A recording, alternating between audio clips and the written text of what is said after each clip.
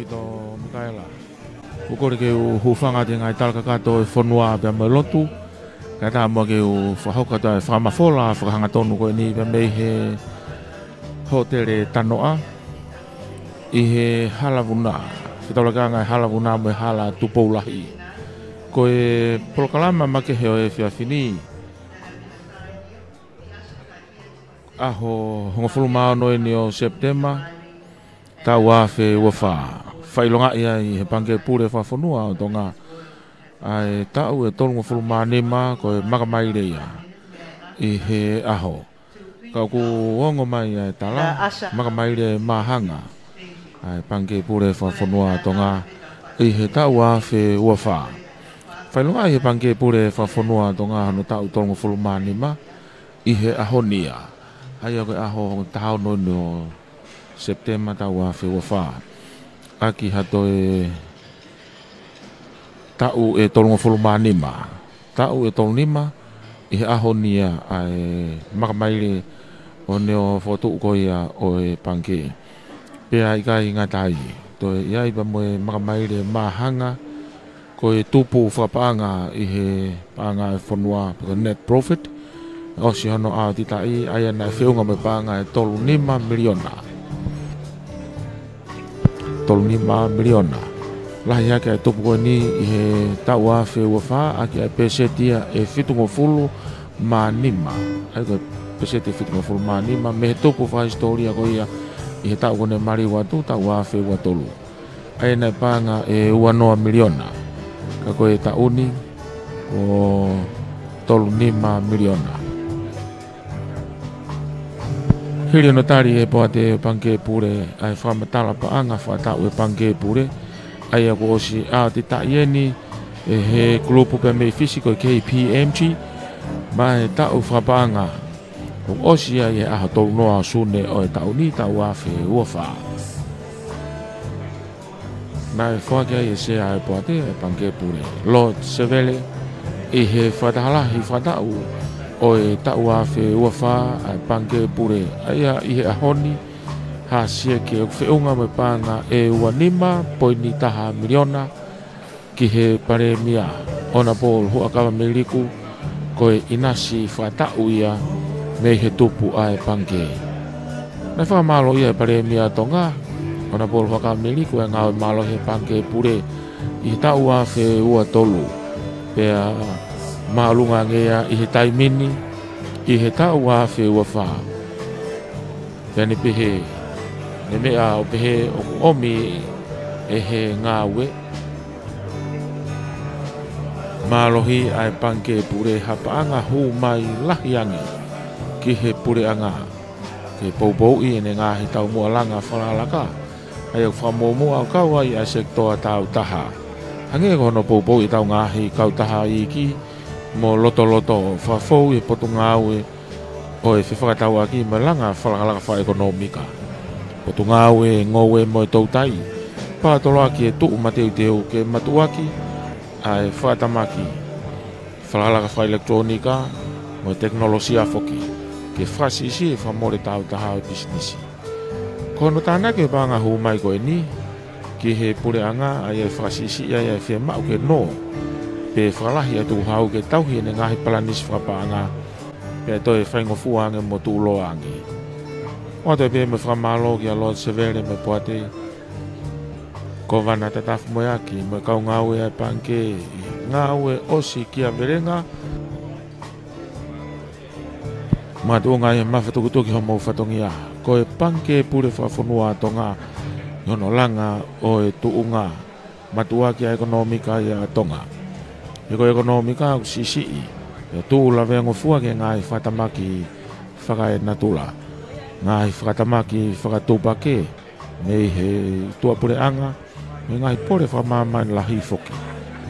Kupoupou ai pure anga ke whahoko whatongi a mawhatuki ai pange. Iono whahoko ai whaunga. E he ngau e whapanga I he tau e ua. Kone mariu atu. Whatatau ke polokalama sivi whatau. E misiona atikolo hono wha. Ai kau taha paanga whawaha pure anga. I he tau wawhi watolu mo e wawhi ua wha. Whatongi ai pange ki hono tau ta ofi o hiki hiki. I he tuunga o e totongi koloa. O e tuunga malu e ngahi tawhaaki whakapaanga. Ke tokoni ke ngahi tau moa ngā ue. Wha ekonomika e pure a ngā maika kai o tonga. Ka mea ia e ki pare mea ona polo hoka wa meriku. E whakawhake no te vere uke i whakawhi maria pia se toa whakapange. Pia i he tuunga whiunga pe a e paanga ngā ue. Ka me paanga tupu ngahi pange kene whakapapaui a e malu. Mo e tuunga lelei e ngahi koloa lolotonga. Hono toka ngai ko ia a e lahi e ngahi no paloparema. I he taua whe uawha. Ngahi te whito i tau mua e panke pure whawhanua a tonga. Ki he kahau, hono taofi e ngahi hia whakapaanga. Toe ka kei hake tuunga whaitotonu. I he ngahi tawhaaki whakapaanga. Watua i ha whamaloia me sea moe poa te kautare kita. Ki he kowana tatafu moeaki. Kau ngā ue panke pure whawhanua a tonga. Kai mā pure a ngahi kautaha, laiseni whapaanga. Ngahi hoa ngā ue. I ngahi poupou ke panke. Noa usia, i ngahi taumua ngā ue. Tonga a e tau whapaanga. Whamanatu he panke pure whawhanua tonga hano tau tonga fulumani mā. I he ahonia, ai whahoko whahatona koeni. Ai polokalama make he koi I he whawhini. Me he hotere tanoa. Koe whawhe whalanglangi ki he whawhini ko tama British Kalauni tupou toa Ulukalala.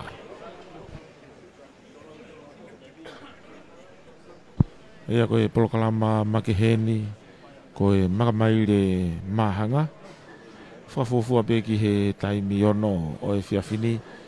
O mea mai ai ek whalanglangi ko tama ko British Kalauni tupou toa Ulukalala. Tai lo toni ke mo lava mai ki ai katahi. Pea me ai uku iai ai totaha tene anga whakatau kei. Ai o wau pea mo polokalama mahu inga. Ai a koe makamaire mahanga e ni.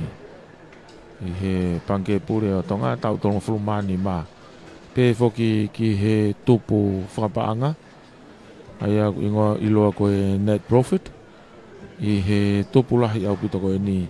Koe panga e tolu nima miliona. Ai a ulahi ake tupu ya koe ni. He taua whiua wha. Ake a peseti e fitu nima. Me he tau ko si taua whiua tolu ia. Lawe ia tu ki he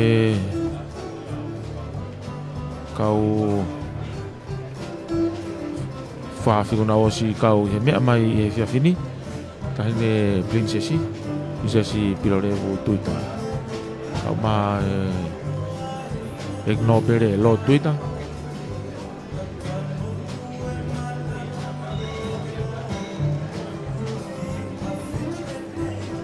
Kau mai I he kau whawhe o e whiawhini. Wakai api loto whare ko me ai e whawhawhonga pureanga me me he vai whanua e ua. Pe ki he konga e kau whawhawhonga me he wharearea o tonga. Ho e ki no pere. Ke nia e Lord Nuku.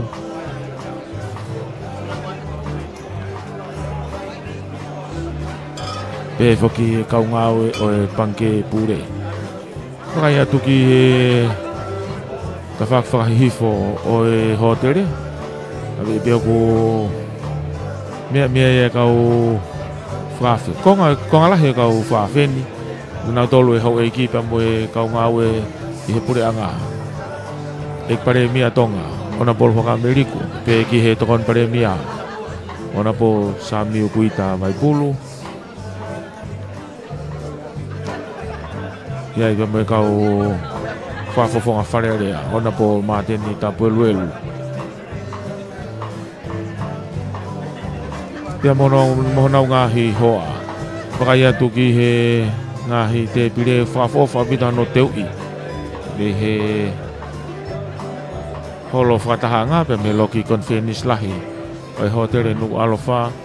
Te osi teke takai mono ngahi matapa o horisi aki ai konga koe ni kai te takai ngahi area ai pea o mai ai pia mungau tolu kota pe i he pure anga mo ngahi whaafi ko nasi ai i he whiawhini kau whata whoki e whiawhini a kai ai ko wana o e panke pure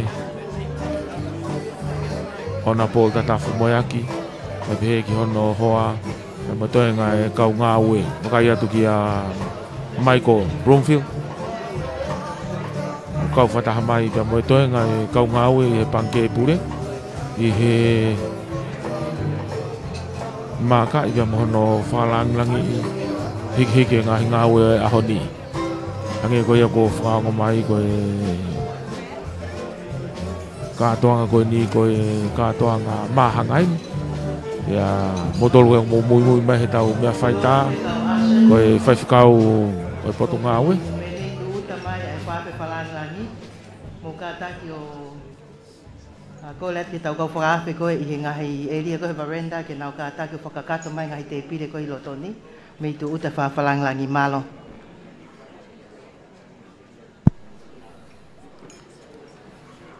Ke o lawe tai peki he e tau ki polo kalama o e whiawhini. E koe kongalahi e nau e kau whaafe ko tau wakai ki ai. Mo tolu koe mo mea mai he tau pesi Facebook. Ka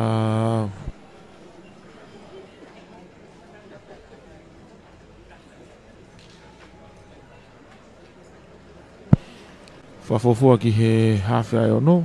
Whahako mai ai a hono taldari. Whanawhanawha mai ki nau tolu ko whakawhea ki he whataanga mahu inga o e whiawhini. Ka tonga i o tau tolu ngofulumani maa pepe fo ki he tupu whakapaanga ko ia ko tāna ki e he whonua. Toi minite nima ki he nima whafofua ko mea mai ai whawhe toi minite nima ki he ono ka kukulawe e whike ku taimi o siena minitia e taha me he ono.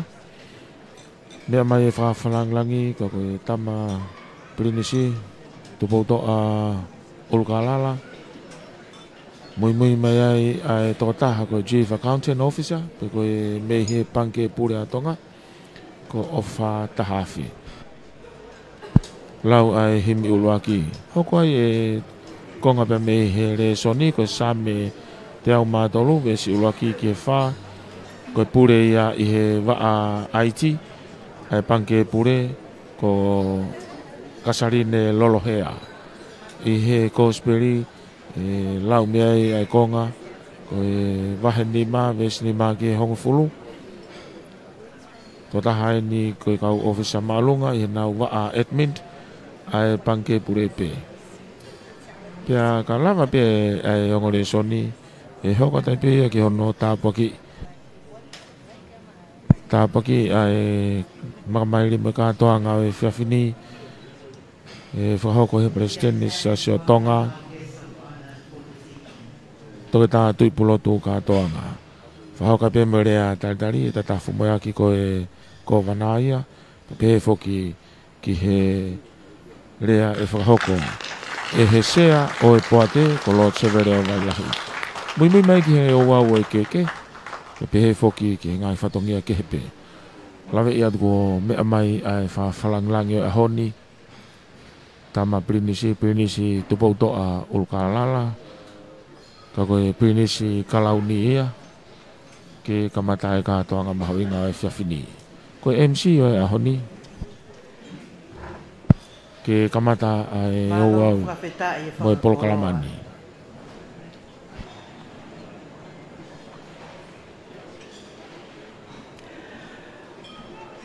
o ku tuku e whakatapu pe mo e whakalangilangi ki he o tua mafi. Ai au ne afio i ho tau haho ngani mo e aho whakakoloa koe ni. Tapu ki he ne afio king tupo wono ko e hau o e whonua. Whatapu ki he tahine kuini na naspau. Tapu pe mo e tama Pirinis kalauni tupo toa Ulukalala ko e eiki whakaafe whalanglangi o e aho o kwhai hono pue. Tapu ki he tahine Princess kalauni, snaita kala whanakawa ki langi tuku aho, mohona whale. Whatap ke tahine Princess Pule. Princess Salote mafileo pilolevu tuita. Ko sea fokia o poate o panke e pule whakafonua o tonga me he wafe maono ki he wafe mahiva. Tapu foki ki a lo tuita mo e ho eiki o fonua. Watapu atu ki eik pale mia o tonga ono pohu akawa me iliku pea mo e kapne ti kakato. Watapu hen ki eik sea whale alea tonga pe he foki ki ho eik me mipa o whale. Watapu ki he kau talafe kau lahi pea mo kau ampastoa o ngahi fonua muri. Watapu atu ki he tangata eik Palestini o siasi o tonga, whai whekau to ke tā, tu ipulotu kātoanga, mo i kau taki lotu, mo haa lotu o fonua. Watapu hen ki he sea o panke pule whakafonua o tonga, Lord Sevele o Wailahi, mo i kau me mipa o poate. Pea pehea whakatapu ki he kōwana lolotonga, o panke pule whakafonua o tonga, tatafu mo e aki, mo ne kau ngā ue. Ngā hi hoa ngā ue o panke, pehe foki ki he whafofonga panke a mamani, panke whalalaka a Asia, kau pule o ngahi panke i tonga ni, mo ngahi ngā ue anga whakapaanga kotoa pe. Watapu atu ke kau hoa ngā ue kotoa e panke, hou eiki mo mata pule mo i kakai o e whonua. Watapu atu ke kau whakaafe kotoa o e whiawhini. Ke whakahamahama atu i he maka maile, ka koe tau e tolungo fulu maa nima, malo ai whaifatongia mai, ai panke e pule whakafonua o tonga. O tataki e aho whakakoloa koe ni, aki ai lotu tāpo aki, e he tangata eik whaiwhekau Palestini o siasi o tonga, whaiwhekau to ke tātu i pulotu kātoanga.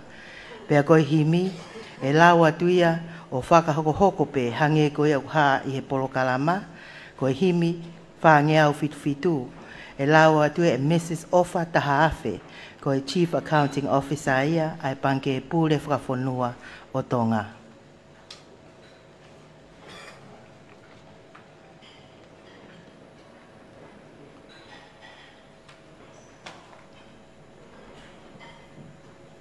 Himi e kang mata ke tau, kātoanga o e whiawhini, whangeau, fitungo fulu maa fito himi, wha fitu, mo kātake o mea ke tau hiwa.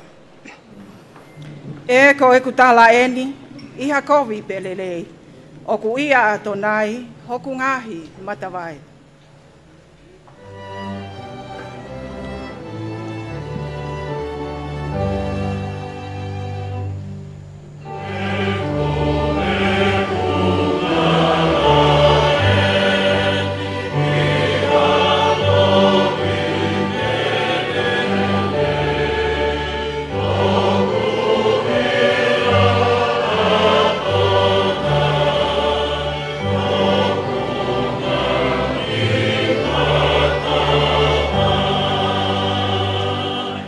Oku ikai te whalala ki haiwi ha tangata.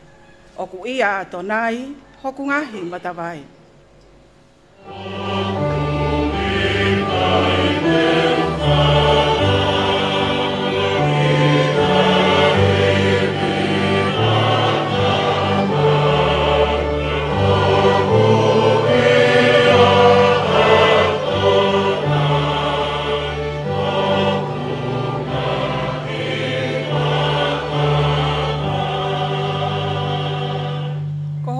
Tau hia, ikai bete wasiwa.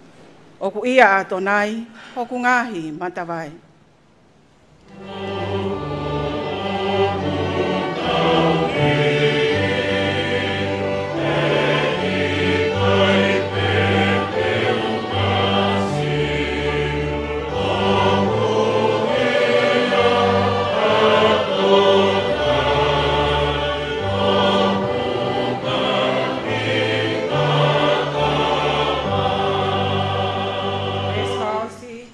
Te nofo mahue, te kai mo inu pe. Oku ia ato nai, hoku ngahi matawai.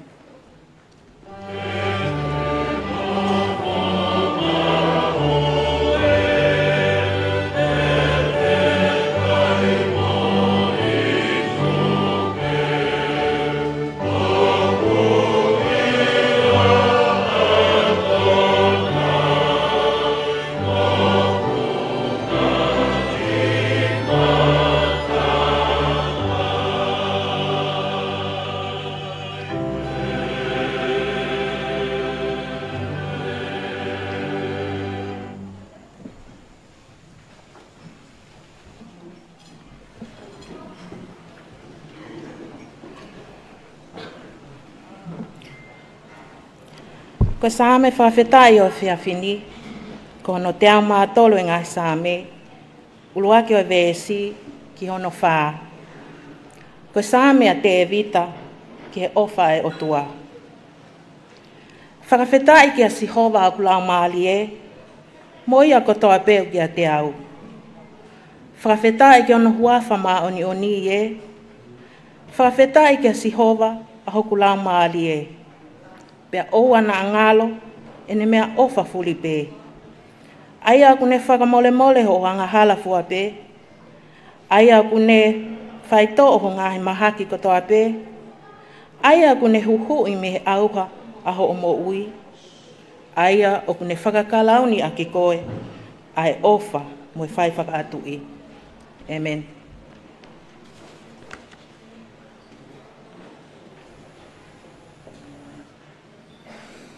Ua re soni, tau whawhetai i he hoa koe ni. Mātiu ni mai vai. Raki ki hono, nima ki hongo folo, e vesi. Mātiu wa nima, vesi ono nima ki hongo folo. Oku manu ia ai anga malu, he te nau mau ai whanua. Oku manu ia ak nau tolu, oku fie kaia, mo fie inua ki he maa oni, he te nau whanua. O manu ia ai manawa ofa, he te nau mau ai ofa. O manu ia ai loto maa, he te nau mamata ki he otua. O manu ia ai whaafalerei, e uia i agi nau tolu, koe whanau hoi otua. O manu ia agi nau tolu, ko whakatangai, koe uhi koe maa oni oni, he koko nau tolu, ai preanga o langi. Amen.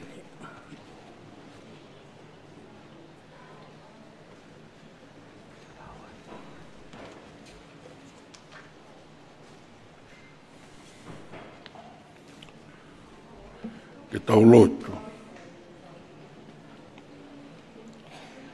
Whakawhetai ki a Sihova ho maulau maari e. Moia ko toa pe kuia te ki mau tolu. Whakawhetai ki hoa whamaa oni. Whakawhetai ki a Sihova ho maulau maari e. Pea oua mo na malawa lawa noa ke ngalo ho ngahi mea o whako toa. E tamai o fungani helerei. O kumau lau, ko loa lau tāpu aki, he whiawhi koeni. Nei whai ai amanaki, kai he kaupo uri, o whakahei hei ilo. Kai mālomo, o whakaata whangamari ai a Fiona, kai tū uta, whanonga ka uai wai. Koe whakawhetai pe, mo whakamālo ki ho awhio. Koe tau e tolunga fulu mānima, maka maire, whai whatongia, e panke pūre whakawhonua o tonga. Pea ku lau ia koe koloa, i he tabako toa, i ngai tokoni, e ngai whakotuutu, o lawe monua ia e pure anga o tonga. Tua ku mātua ki wiki e loto pia tāla haka. Whono ngutu he honga ia e hoa.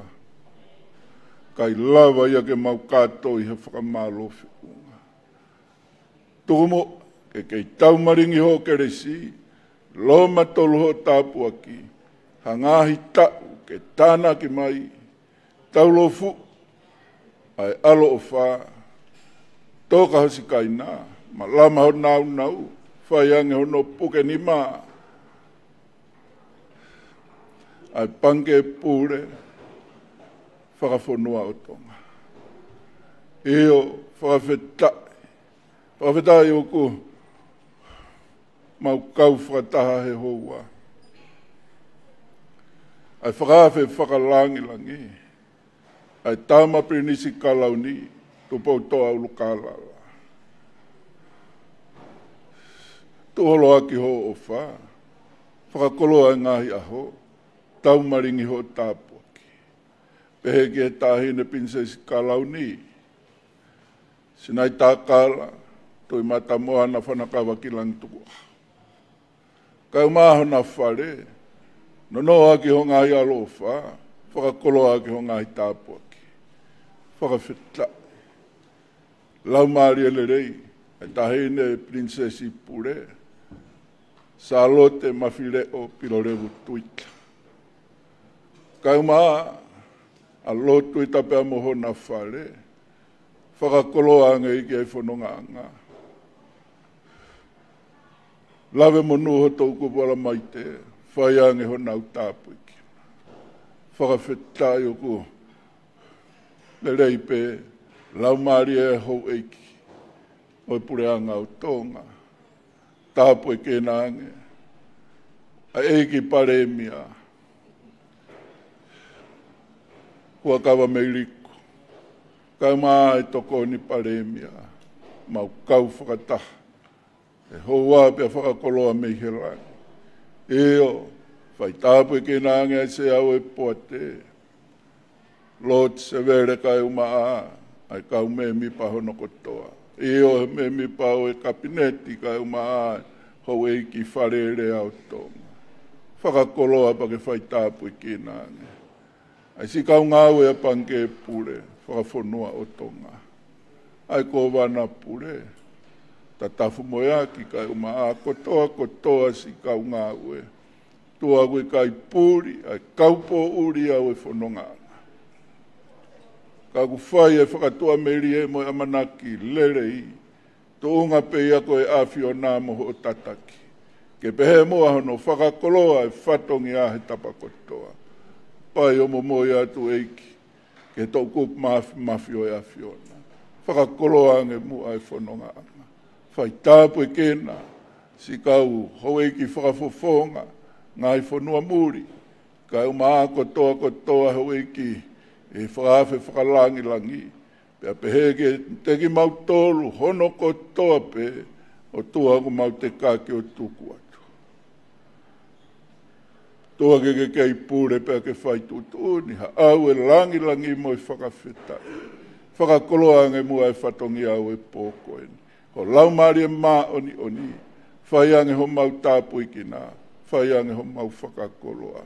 Kai hoko, koe whakahoi fua, pāna muka kāla e whatongi au e pōkoeni, e alofi tapu e awhiona. Ka katoa nge mua pa ke whai tāpu e kina whakataha ki mau tolu, io ai tonga kotoa, ngai fofo ngā tamai ofa. Tari a mua e mau lotu mo e mau tautapa. I kai hato e huafa, tonga pe ia kalaisi koho alo, ka koho mau whakamu ui. Amen.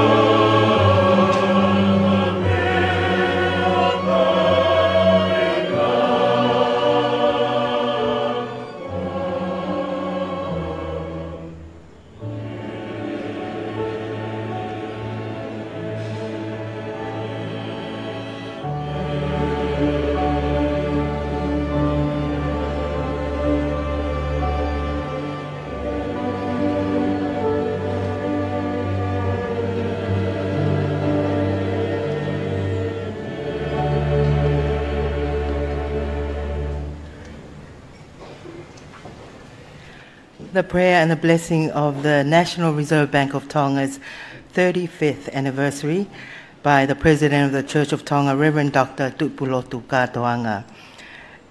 It's now my great pleasure to call upon the Governor of the National Reserve Bank of Tonga, Mr. Tatafu Moeaki, for the welcome remarks.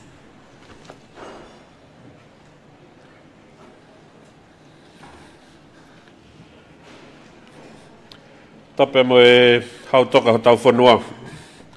Tama ko King Tupo Wano. Tapat ki he tahine Queen o Whaina Tong. Tahine Queen i Nanas Pau. Pea tulou. Pea tapu ki o lunga. Pea mo e whakawhe whakalangilang. Koe aha koen. Koe talu pe kaka. A aho eitu he sia he lupe he aho ko e. Pea me he api ko fine upepe. Ima whang. Kono toki tu o wapen. Oku hange he o mea mai whawhalanglang. Hafo i whetu whanakawa ki langi. Pea fie lau. He koe tamata ane o haa maaf. Koe tama pirinis kalau ni. Pirinisi, tupau toa ulkalal. Tapatu ki he tahine Princess Kalauni. Tahine ko Princessi Sinai Takala, tui matamoana tukuaho. Tamakehe, ki he tahine Princess Pure. Princessi Salote Mafileo Pilorevu Tuita. Koe sea, koe tarekita. Oi panke pure. Tapu atu lot tuita. Lot fo, lot nuk. Kamae tahine ko taukione tuku. Moho eik. Fatau mawahe atu. Keik pare mia otong. Honorable Hukam Meliku. Eik tokon pare mia. Honorable Samiu Kuita Vaipur, Eik Minister Paanga, Honorable Teofilusi, Kauma, ai Eik Minister, ki ngahi ngawi lalahi ko tawa pia mamani. Honorable 17 Tomoa.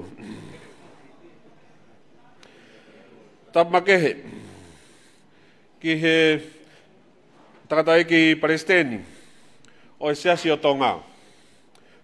Koe siasia ku lau tampinis. Whai whekau toke tā, tui pulotu katoang. Tapu atu, tu Honorable Tevita Puroka, Honorable Mateni Tapu Eluelu, pea me he wahenga, ngauhi paanga, lahi taha, ho tau whanua. Tapu atu, Honorable Watau Hui, pea moe hou eiki whafofonga e wharearea. Tapu ki he sea e poate. Ka koe eiki pare mia malolo, lo tsevere. Pea moe kautare kita e poate. Tapu atu, toke tāsene ngon kioa. Koe ko wana tutuku. Pea moe ki nau tolu si kau ngau e mei mua. Oe pange. To acknowledge His Excellency Hisao, the Ambassador of Japan to Tonga, and all our distinguished guests joining us this evening. Tapat ke kau pure ngau kau CEO, ngahi potu ngau pure anga, pea mo ngahi potu ngau pure anga. Tapatu seu kamea, tawhawah, whirmoe hala, pea moe kau tauhi o tau whanua. Kai hawat pe motoan. Ia kātoa e simafa uta. Ke whakakato. Ai whatongia. Oe panke. Koe whehu i. Tampelnis. Koe haa ai uhinga. O ku si whakahoha asi ai. Ai wheitu una he aho koe ni. Koe haa uhinga. O ku si papanga eiki ai. Ai maka mailen. Koe panke pure, koe mai moa ola ia, ai whare tupou moha maafu. Nai kamata aki hono lao, nai pasi pia mihi whare area, he taha hiwa walu walu. Pia kamata ngā ue i he taha hiwa walu hiwa. Me he whare motua koe Royco Building. O a o mai ki hono tanu pou, e he la a ko unga whanua tamatui. Ko tau whaahau tupo whaa. He aho walo me, ta hiwa hiwa tolu. Te ki lava hata ue taha, ko hufi e whare whao e pange pure, he aho ua taha e pereri, taha hiwa hiwa whaa. Tama pelinis, koe pange pure, o ko kei whao he ahoni, o hange koe aho koe. Ko hono ngahi whatongia, talu mei mua.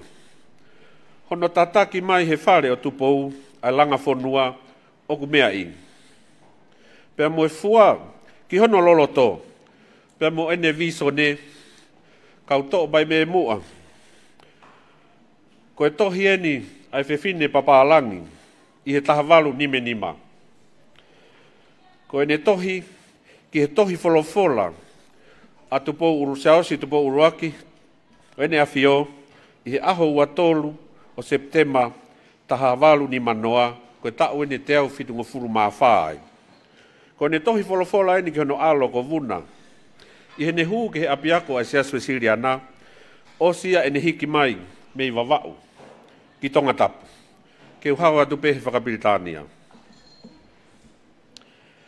I urge you, my son, to attend greatly to the work for which you are there. The business which devolves upon you there is great, is weighty, and difficult. But it is work which in excellence surpasses all the occupations on earth. It is a work that is profitable during a man's life in this world, both to the Lord and to our fellow creatures. Ke ngatai, ai quote te wholofola koe ni. Koe visone ia o aho koe, koe visone tatau tofu pe ia, pea moe visone ai la ako unga whonua, a tau whaahau tupo wha, o hange, ko hono whakotuu, o e pange pure. Ne whaanga maheni aki pehe historia, ke whakawhatongia ake siasi, ai ngahi whatongia, hange koe ako. Pea ka ikai, pea hoko mai ki he pure anga. Pea whakotuu pea moe ngahi kau taha, ai pure anga. Ka koe whatongia whakapange, na e kamata mai me i whare paanga, a hono pāki, pea mo tauhi malu e paanga, pea tokoni ki ai pange tonga i he aho koe, ki he whetongi paanga ki tua pure anga. Ka koe maa i moa viso ne, mo whakamohe mei ulu mei tau mua ke he whonua, ne hoko atoe maa i moa, ke whakotuu, tau ata aina ai pange pure. He koe uhi nea umai ki he walu ngofuru, nea ue hiki hiki e to tongkoloa, o laka hake he peseti e ua ngofuru. Pe he ene fua maalunga, na ikai lele ieni, ki he interest pe koe tupu, whakapange ki he ngahi no. Pe tatau pe mo ngahi koloa. Lolo tonga ko ia, na e hai pe mo maalohi, ai sintonga ki he paanga Australia. Lolo tonga eni tampilinis, okay, ek pale mia, the late Baron Vaya Ohoma. Hawa tu pe, ke mo mea i fupe ki he polkalama, oku whakaiki ki atuai ai kamata mai ai panke. Pea ko hono tumu tumu, ko hono kau sea, o e poate pure. Oku nau kakato kotoa pe mei tau mua, mei he whare o haa maafu. Nā moe hau toka ho tau whonua, koe uhinga pe ia, na e whai ai hono whakahoha asi, ai wheitu una tamapilinis. Pea ka pau kua whoke hifo, a kolo whakaanga mo whonua whare vai me ilangi, koe uhinga ia makamaire o e aho koen.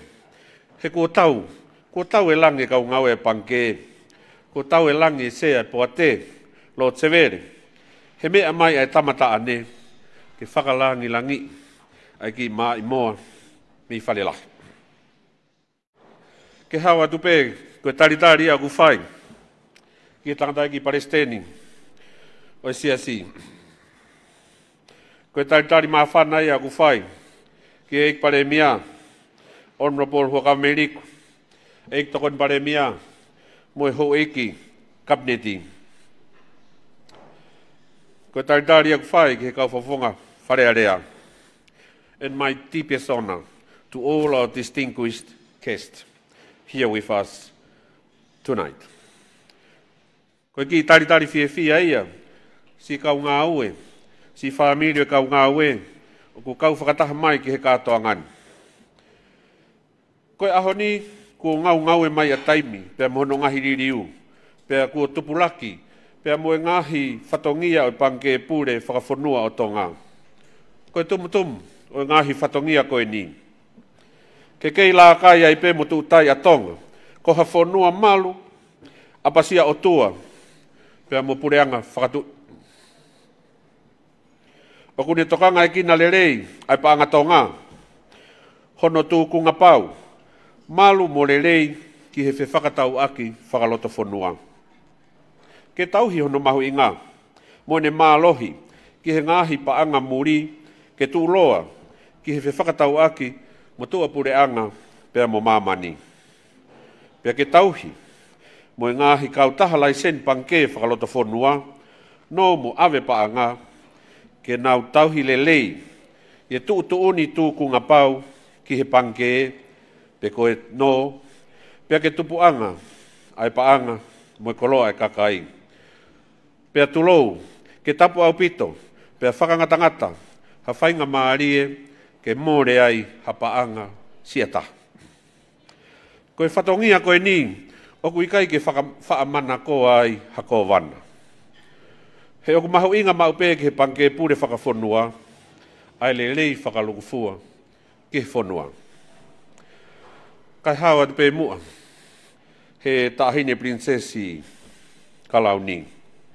Koe lau ena sea uka mea, ki he otu sea o e poate pure. Oku nau hange hangahi fetu ungingila, hange hakau astalono me.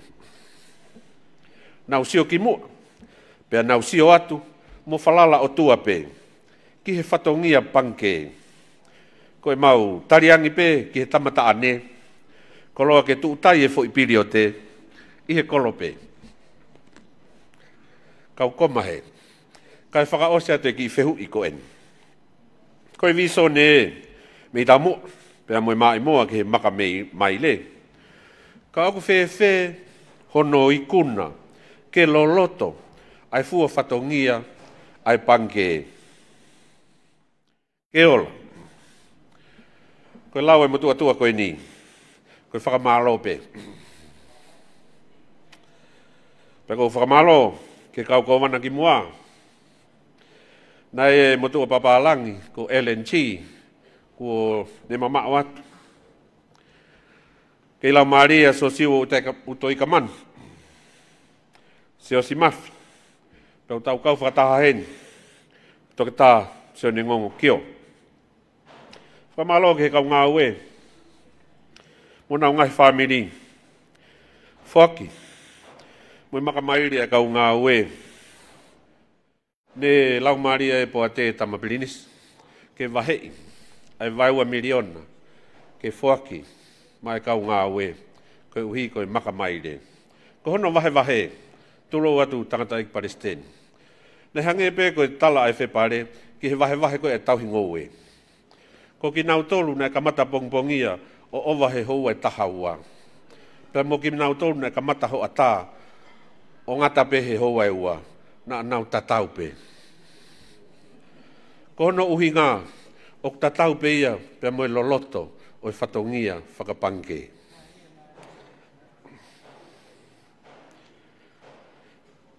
Ke u to lalahi atu pe muan. Ai polo kalama ni ihi a kau ngā ue ko lava. Pea ku whai sio ki ai. Koe ngau e whakapanke pure. Ke toi loloto ange ki he ngahi businessi. Ngahi sektoa langa whakalakalaka. Oku loloto ngā kau ki he ngau e ko eni. Oku lawea loto motuan. Koe mea mai e tahine princess pure. Ke tokanga, ke si kau businessi. Oku ikai ke nau lava. O mau hanau monu ia no. Me he panke. Ko tonu. Ke tūri ho ki motu a kovana tahine. Ke toi maluanga tonga, pia mihi ngahi awe paanga tae whakalao, whaito kona tapu. Whakatau mea tau, pia mue tau toi toi.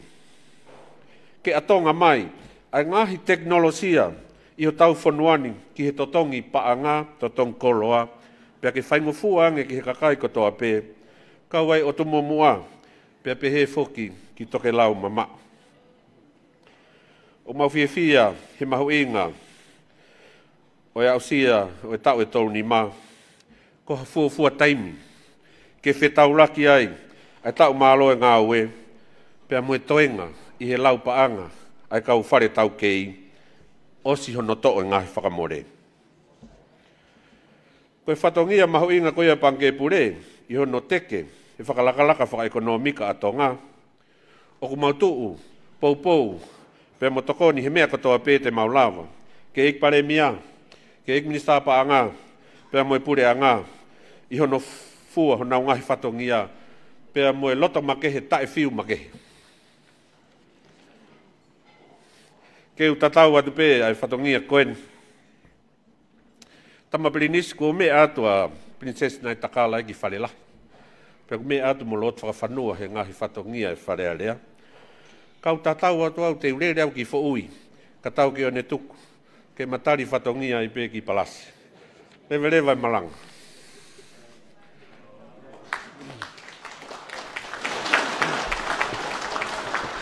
Whamalo ki he kovana e panke pule whawhunua tonga, ta tafu moe aki pia moe tari o e ahau whakakolo ani. E whainga maari e koe ni, o ku tuku atuai ai taimi ki he lea koe ni ai sea o e poate, ai kautale kita o e panke pule whawhunua tonga, whakahoko ate mea koe ia e Lord Sevele o Wailahi.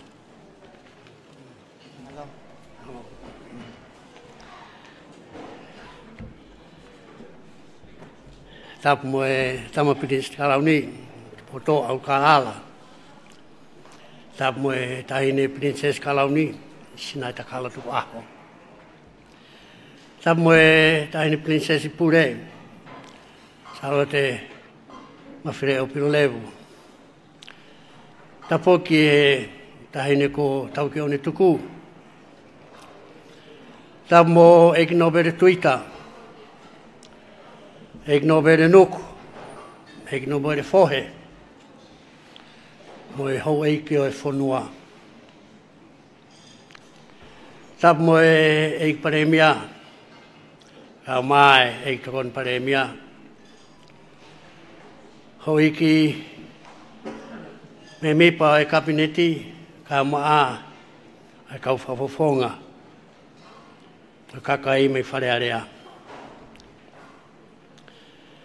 Tapu mo e tangata ik presteni, toke tā, whaiwhikautu i pulot katoanga.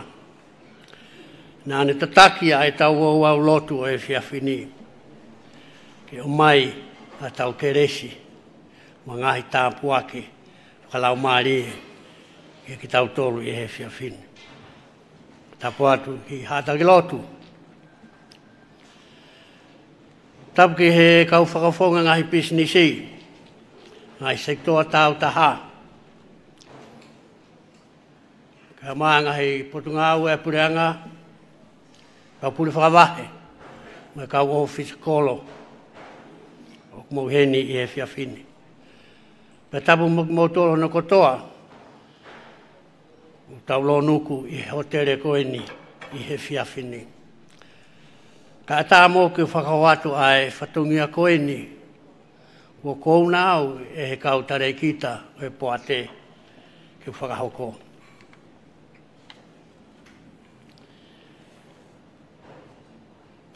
Tama pirinis tu poutolu ka lala.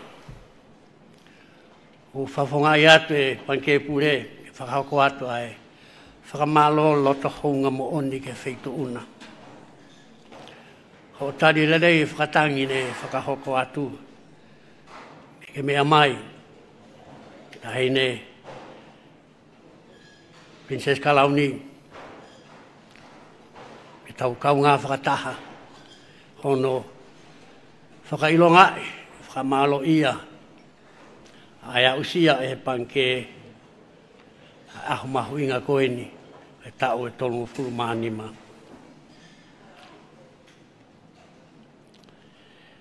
Ko o whakahoko e he kōwanaia ko ngā lahi. O historia o e panke mo e ko ngā rea na ai ke whakahoko. Ka kehe tuku mai mua whainga maari e ke u lawe atu ai ki he whiawhi koe ni. Hange koe mea e ko wana ko lava le rei e he pangeia whakahoko na ngahi whatongia. Ai au tūtuni e lao ke ngai panke ki he mahi si e mau paanga tonga mai paanga muri ai ngai pisinisi kai umaa ai kakai e whonua. Ia mohono tokoni whakalerei hangahi tō nou whakatatau ki he whia mau ai whonua whakalukfua. Moni o ki ai pe ai whetō ake he kehe. Ia pe mo mau tō nou. Ia mau kore whakamore atu e Tamprinisi. Au ki ai pe hamea i kai ke lava. Hana whalerei tuku mai pe te mau lava pe. He whaifatungia pe ai mātu ani. Mo ku nima i he lau maari e o e tau sila koe o tua mo tonga. Ko hoku tofia. E whakawhetai ka Sihova, ko lava le rei a whakaamo, ai poa te, mo e pure anga ki he panke pure. Ke nea usia hatu unga tupu hao alahi. He tokoni ki he pure anga, pea mo whonua. Ko paanga e tolu nima, po ni walu miliona, tupu hao ia, ai panke, ka panga lahi whauwhaua ia. Pea uwhaofo ia ki he tokolahi. Pea koutui au te ki ai, a poa te ia, pea koa kautaha e pure anga. Kune hea usia, ai makamaire ko ia. Pea koe tokoni ia, ai taaha mai, ke whaifatongia, ai mātua koeni, ko wana mo e mātua i he panke.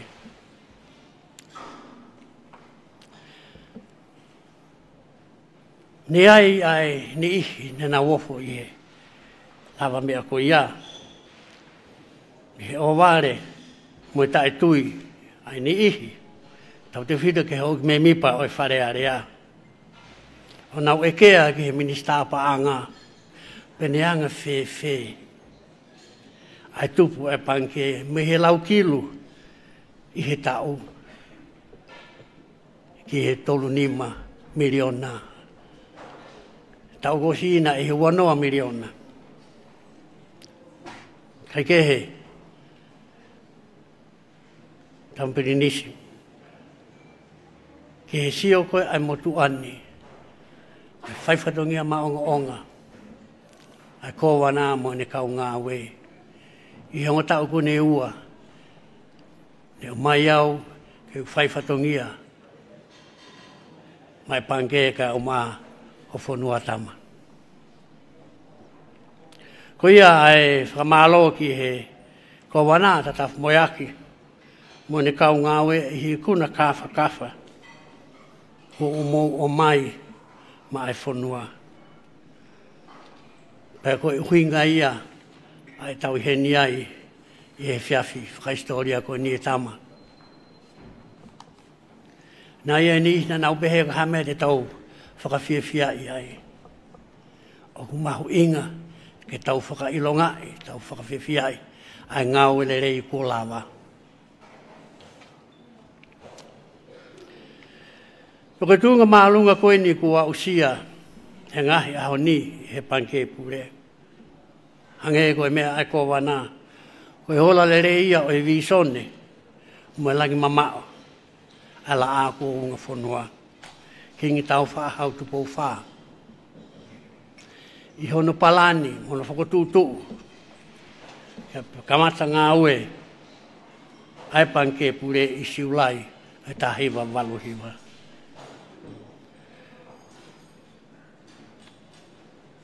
Pea toko ni kai moe taki le rei, moe toka teu whakapoto, whakapalo whesinare, ai hou eiki ne nau mea i lakanga koe sea, i poate ai kautare ki ta.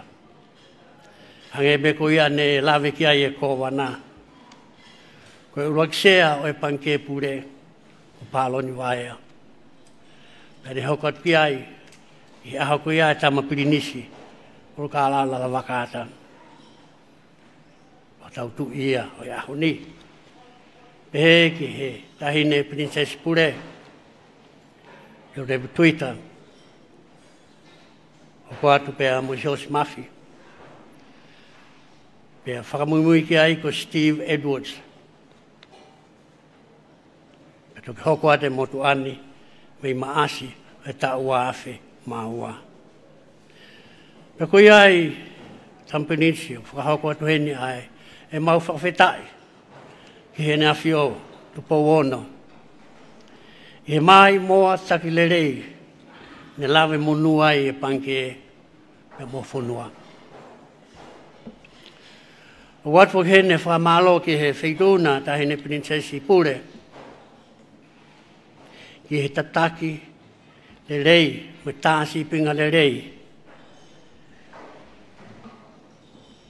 I he ngai tau ko ia ne ke hoko ai koe sea o i poate. Paki ai e mau whiawhia makehe. I he whiawhini ho mea tonu heni ta hene. Ke tau kauha taha. I ono whakamanatu, ono whakawhiawhia i o tau tonu furu mānima o e panke. Pea ki naua e ongo sea kona si peki a pāloni waia. Pea mo Steve Edwards. Pea mo uruaki ko wana o e panke ko Alan T. Ko kore atu tama pirinisi mo ho eiki. Ke mo mea hake mua ki o lunga. Ia ki minisi ko e tau whakapa-apa mo e tau manatua a ki nau tolu ko nau pekia.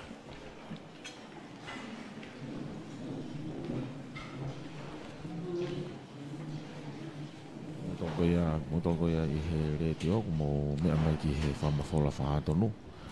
I he mea mai le ko ia o e aho ni tautonga whulumanima. Ai panke pure whawhanua tonga. Whahoko ai sea pa te Lord Severe. Whakapapa ka tek nau tolu.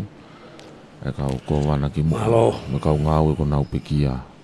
Whao mai ki he tautonga whulumanima ni. O e panke pure whawhanua a tonga. Ki whalongolongo ia pia mo e whakapapa. Tau tonga whulumanima. Tampenenisi. O kia no tala whakatohi tapu. Koe tau ia whakamai kia te kita. E hoto angelo tauhi. Ke te nofo hifo o whai. Ha te meditāsio. Ke te toi wakai. E te toonga mo ui. Ke te toi wakai hoto wā.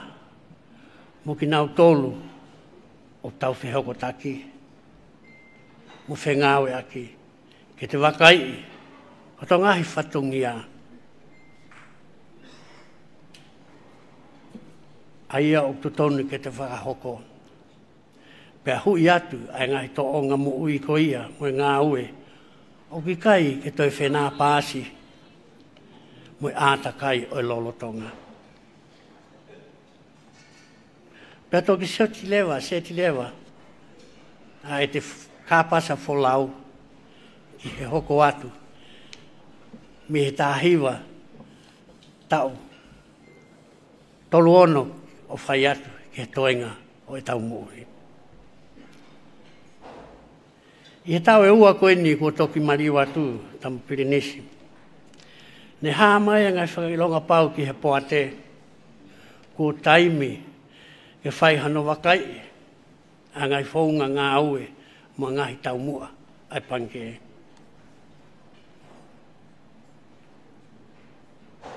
Pea ngai whaunga ki he panke mo e pure anga.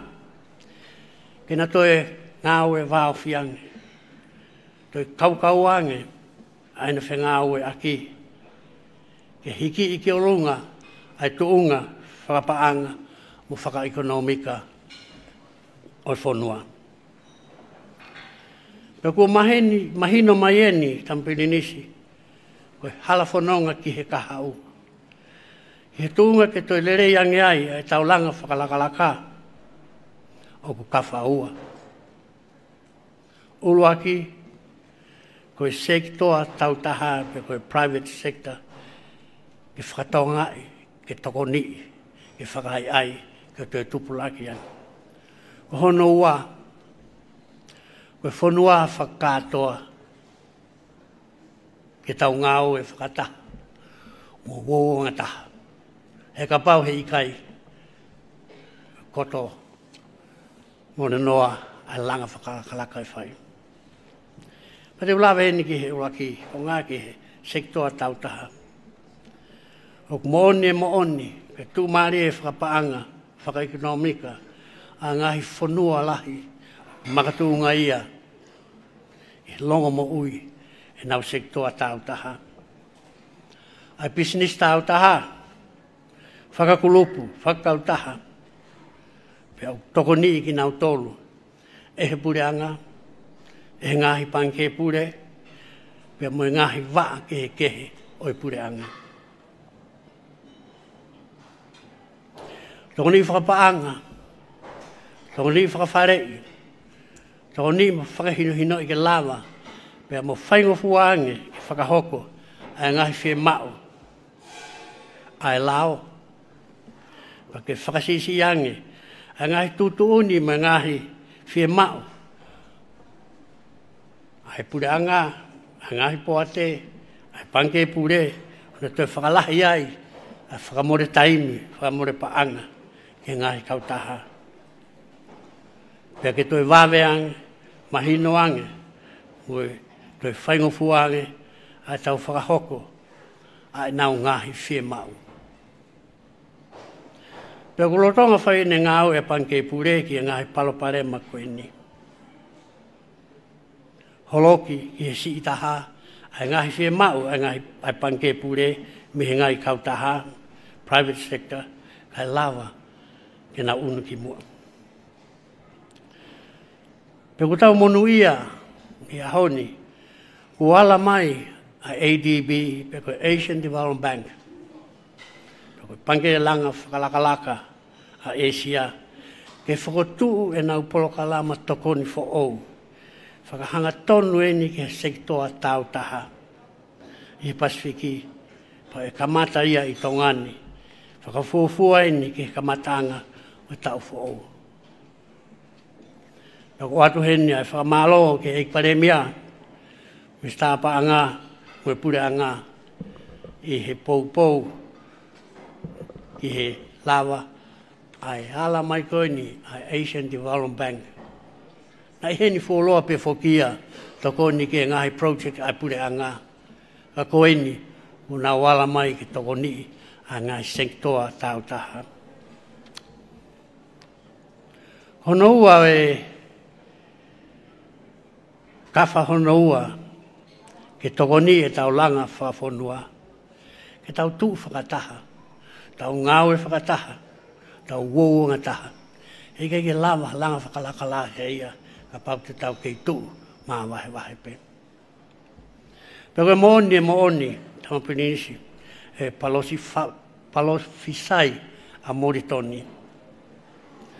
Toke orive e ua, puranga musiasi, ka e mālohi a whanua. O tau monu, e tau mau, a hau kaukaua. Se vilaweni ki hoki historia, nou pe, e kia ngahi mea, ne wakolahi, me iai. Ne ukamata ngau e pure anga mo e whanua, i a kosi o e tau tahiva fitu tolu. Ko sekitari ki he ongo poate ai pure anga, o aho ko ia. Ko Tonga Corporate Board, poate mataka, o Tonga Produce Board. Poate ia ke ngai fua, ke o ngowe. Le whakatau mua ke he uta ki muri. Pea moe kau tahalanga ai poate, ko Tonga Construction Company. Anau tolu e na nau langa e konki mui o e tahiwa ni monga fultupu ai ho tere koini o tau iai e whini. Langa ne whakafo ofa e kau taha koia. Ko tu he taimini, wakai atu, hei roba teha kau taha tonga ia, tene lawa o whai a langa pehe he taimini. Tau ene ni monga fulu mātaha, me iai tampeni nisi. Kau kai ke ngalo ia te au. Ai ngahi re soni mai ngahi whakahino hino mahu inga. Ne wako mo mau me he hou eiki e aho ko ia. Mai kau taki ngā aue, kau taki langa whanua, moi ngahi tau ko ia. Ne ikisea i he ongo poate. Poate a tama ko pirinis whatawhehi tui pere hake. Pea koe eik pare mi aia o e aho ko ia. Tokon sea, tokon pare mia, a eiki no pere tuita. Pea koe kau me mipa ni sta ni ai, a palo ni waia, tok tasion tapa. Ongo ko wana o wawa mo hapai, ma aftu pou, pea mo eiki no pere ve hala. Pea kau whakafofonga, e kau no pere. Ko taimi eni ne longo mo ui ai, ai ngai tapa kehe. O langa whanua, ai whanua mai kakai. Ai ngō we, ki whakaloto whanua, pia mo e uta ki muri. O wau ki he uta ki Piritania mo Iulope.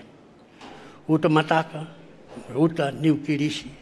Uta ke tola he ki motor heni. He mahino ki ai niu kirisi po ke desiccated coconut. Ko tongani be i he taimi koea i he Pasifiki, ne na lawa o ngauhi, ai desiccated coconut, pa ne lawa uta ki muri. Ha mai ai poto, o langi mamao, ai hau e whanua, tupo wha. Ai uta si aine ki Nusilama, ngai fua, o ngō e kehe. Paka uta si aine ki Nusila, ko tongani na e lahi taha.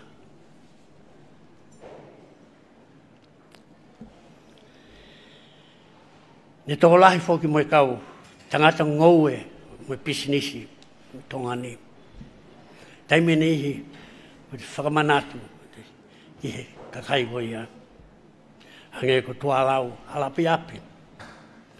O te vitariti, tūtone maasi, Sani Mafi, Ripo i tupou, Esa Fewuki, Loni Vea, Harevete, Rao Senf, Frank Cowling, Pema, Natamu, Pansi, moe toko lahi kehe. Ka kau toa ai nia, o e aho ko ia. Pene nau whakalere, tau whanua, moe ngahi pisinisi o e whanua. Koe ngahi aho e koe nie, tamapiri nisi. Ne lava be e he pure angai o fua. E ki tau tolu mihi e tau tute. Mo e tuku hau whakalota whanua.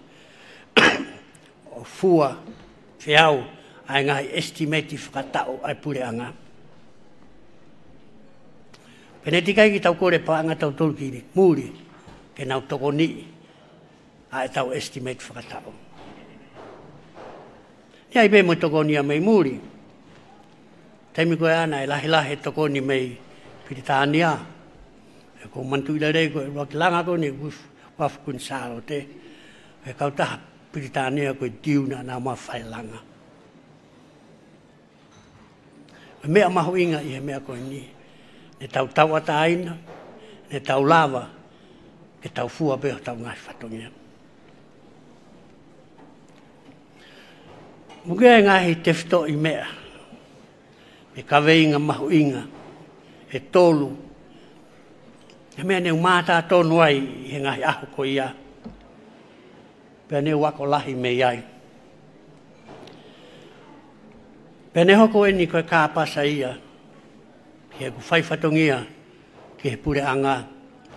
Siasi mai whanua. E ngai tau koe ni e nemanga fulu tupu. Nema fulu mātaha kua mari watu. Pea kua mai mea koe ni tama o ku iai ai toko lahi. Ia ki tau tolu. O tau whakatae o ngai.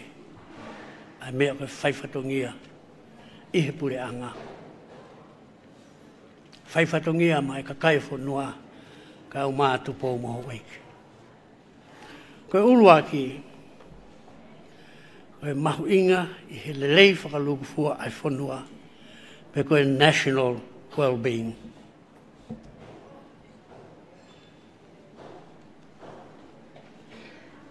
Koe o tua mo tonga ko hok tofia.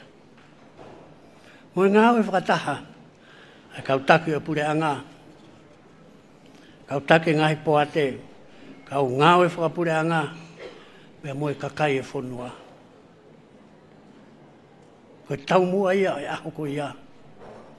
Ke tau awe a tonga. Koe siweri e Pasifiki. He langi lau.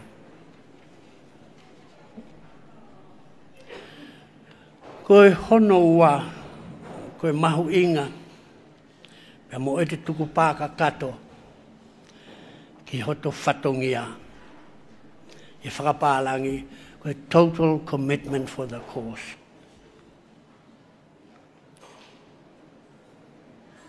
Lau maari e mahu inga. O e whaifatongia. Aki hoto kotoa. Hoto loto, hoto iwi.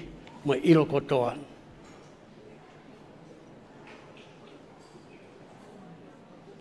Nei kei toko si ipe I he aho ko ia. E kulak whoki mea ki tonga na ngāwe he poate. Nei kei toko si a mea ia. Koe kau mau matai tohi.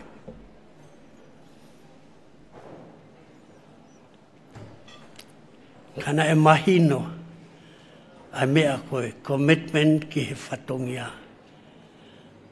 A mea koe commitment ki he lelei whakalukua a whanua. Nei ai, e visio ke taimugea maali he poate, nei toko ta hawhe tupu e kau ngawe ai poate tongata puni, iwa wau hapai e ua ma mongo niua. Penea o toko ni mangi nau toria nei ai honau matai tohi, me university. Ka, ne nau os matai tohi pe ki nau toria. I he mea koe whakapoto, I he mea koe ngawe maalohi, I he mea koe tauhi taimi, e mea ke ilo nau whatongia. Mama o aupito ia, me he mea, ko te lawei mo te mātā tonu ai I he ngahi ahoni. Ka mō kātaki be, tau tolu koni tau ngāwe, whakapure a ngāu, tau ngāwe e ngahi. Potu ngāwe a waa ke he hai pure a ngā, kauai mo e panke pure. Ko ki nau tolu ia, e aho ko ia, na e mahino, a e nau whaifatungia. Total commitment. Ko hono tolu, ke te iloi hoto whatongia, ko se wāni ti kita. Ngāwe tau taha, sai au bitu pe ia, iahau kau tapi, sai au bitu pe. Ko ta tō mai koe ni, ke ta ngāwe, ihe pure anga, koe panke e pure, koe ngahi waa o e pure anga. O ta se wāni ti taua, ke he kakai whanua.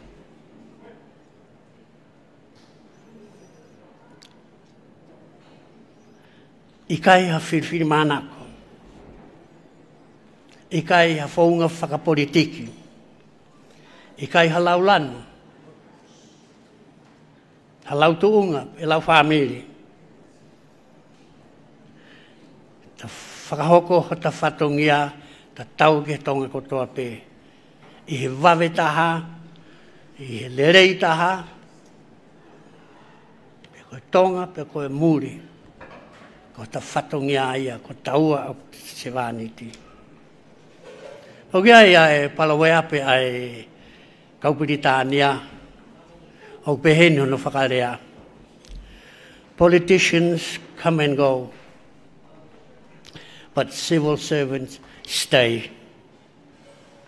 O whakataimi pē, whatonga, a kaupuritika ia. Ka oku nofo mau pē, a kau ngā e whakapuri a ngā ia. Pako whamang mo tolu koina o tau ihe, sia kāre kone pura ngā ke mō whanongo mai i he mea kuia. Pea koe hoa mahanga o palawa pe koe ni i he whakatonga o peheni tama. Tuku ia, tuku whaitutu ni pe koe i he pisinisi a ho whae tangata. Iai ni ihi te nau pehe mai, koe whainga e nia e whaingata. Io oku mo oni. E ia e ngai whaingata. Ka oku ma lava pe ke tau toi saiang. Lava pe ke tau toi au sia hatu unga o toi maolungange. He ku tō lahi pe kau ngoue, mo e kau pisnisi, o nau mau ai loto i ngāwe, nau mau ai loto i whainga, nau mau e tau kei, mo e tui, mo e whalala, te nau lava i pēki nau tōruia a ngai pole o e ahoni.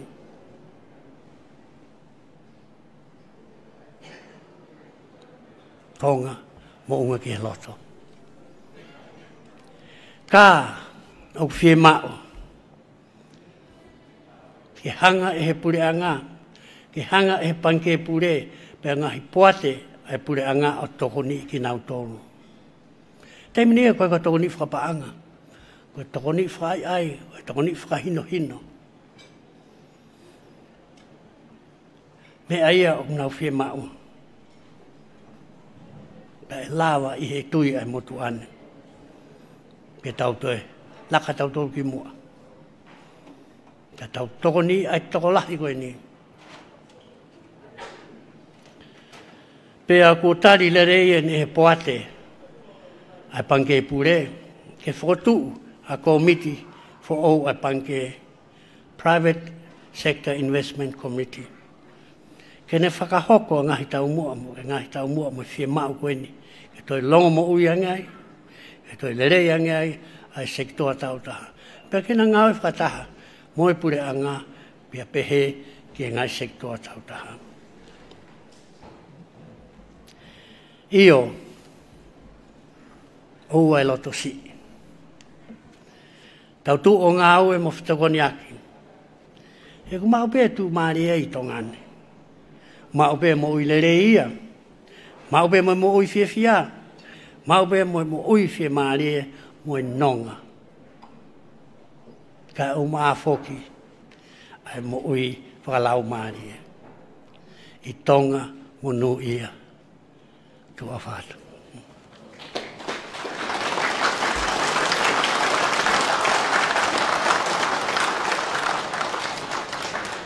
Chairman of the Board of Directors of the National Reserve Bank of Tonga, Lord Sevele o Wailahi, with the Chairman's address.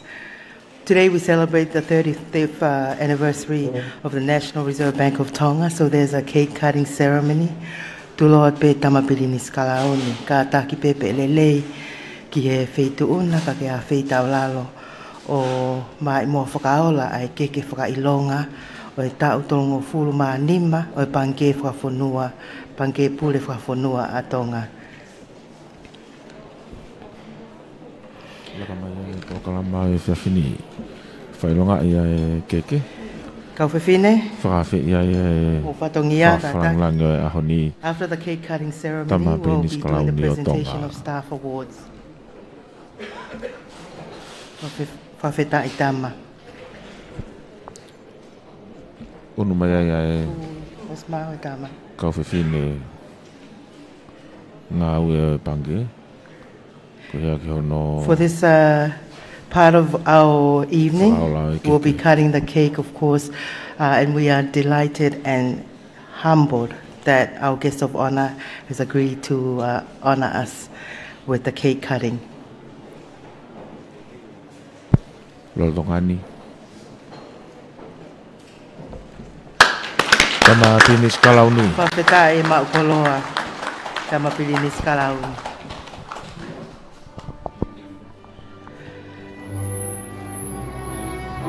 Moi mai ai va moi hiva whakamono ia aho.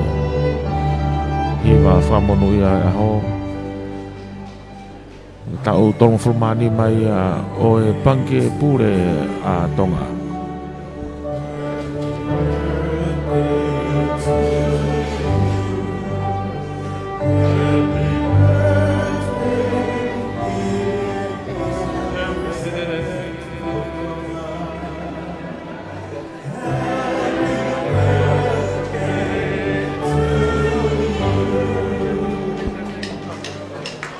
A round of applause for our guest of honor and the 35th anniversary.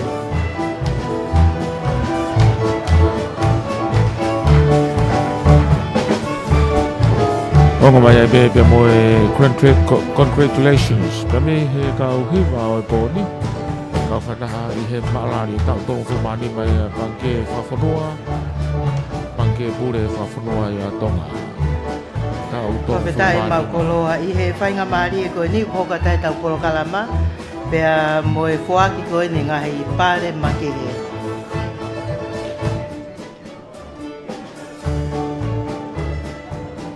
We thank Tupou Tertiary Institute School of Music led by Mr. Saverio Mataele and Mr. Samuela Atiola for the music this evening. Thank you very much, TTI. Your Royal Highness, we now hand it over to the Deputy Governor, Ungatea Latu, with the presentation of the Staff Awards.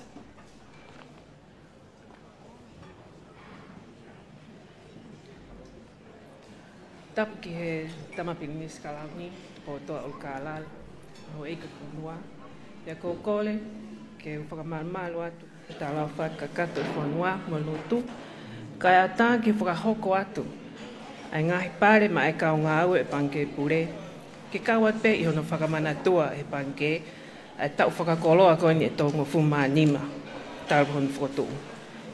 O kohonga ke ko mana me kau taki mo e kau poate o panke pure ai whaiwhautongia o skia velenga mo tō toiwi e kau ngā au e panke. Ia ni pehe o kumau whamalo he kau mo aki he nau whatak mai whatongia o mai ka ki mau tōru koe ni e ahoni. O ku loto e panke ki whailongai e ngai lama mea e kau ngā we a kau no whiriwhiri o kina tōru o ku mahulu hake e nau whaiwhatongia o whakatewhito I he ngahi tawhaake ke e tōru. Ko ngahi pare uloa ki koe lelei o whakako whatongia me koe performance. O whailonga I heni e whakako whatongia lelei mo mahulu hake I ngahi tawhaake e ke ka tau te whito ke ono ke tawhaaki hono tataki o financial markets ai ku ngai whakawhatongia I aki ai hono tauhi mo invest o paanga mohe ai whonua pe koe foreign reserves o mauai ai tupu ma o lunga au pito pe koe record income earner ma ai panke. Whakiheni ki a Daniel Tamoe Peau koe assistant governor o kune toka ngai e tawhaaki policy ai panke o kawa financial markets department.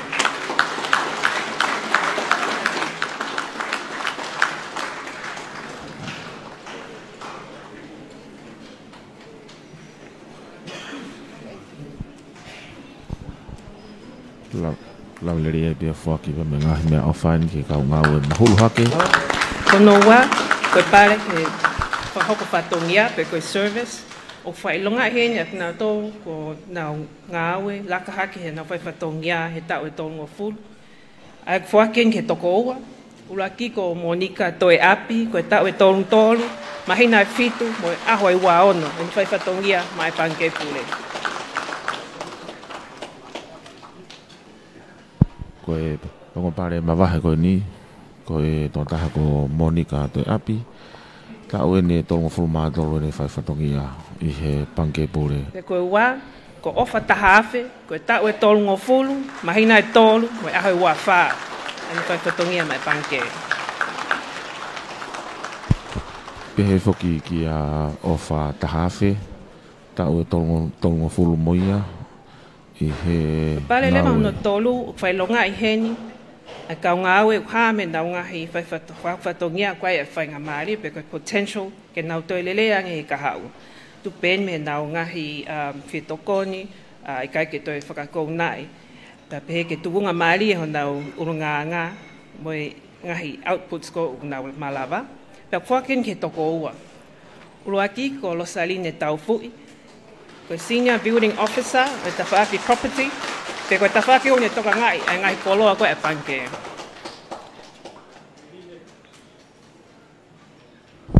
to ta ko ni ko lo saline tau fui ko ni hanga tau hinga hi assets pe ngai ko lo ko ia ai panke ko ke to e fahela puia pe ko wa fuakia ki a ser fifita ko economy sen o tafaki economica panke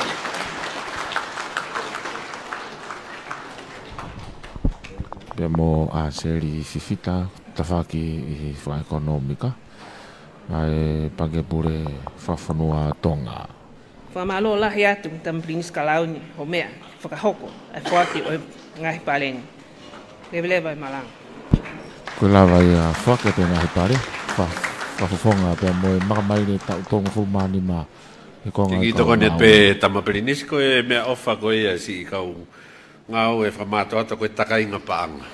Maro.